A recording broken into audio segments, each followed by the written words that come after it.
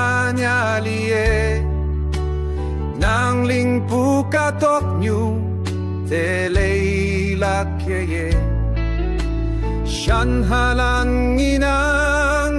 Wang kong puwing jay nang Nang ngalan Usheye me haona Huan te uya hai hem lok nang Ukawang nang hang ke yong pu Huan te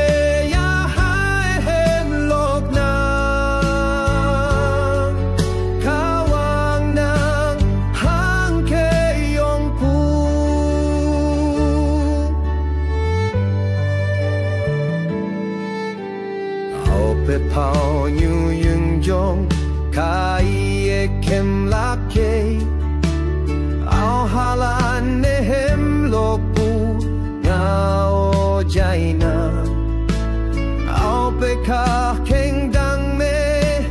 yong e le la ke yeng yin la ne hem lo pu wung jai na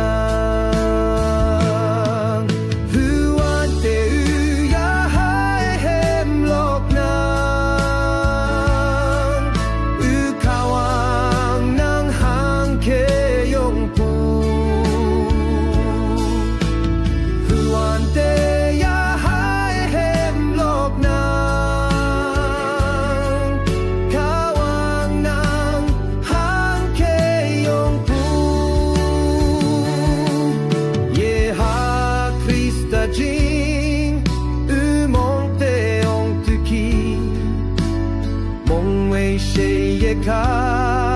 tốt như tây sông Uno jing e tang pem me tôi yang ki Uno hang ki yi le ya te Huan te u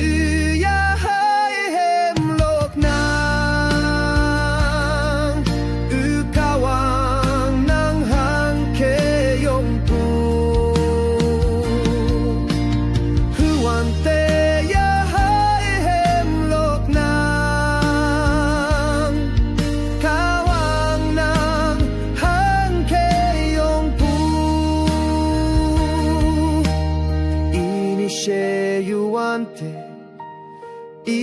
Tao voi lak marahang shinne tao mong meyeng o lak huan te tao ve ung vun ne yong lak o u kawang nang hang ke yong o na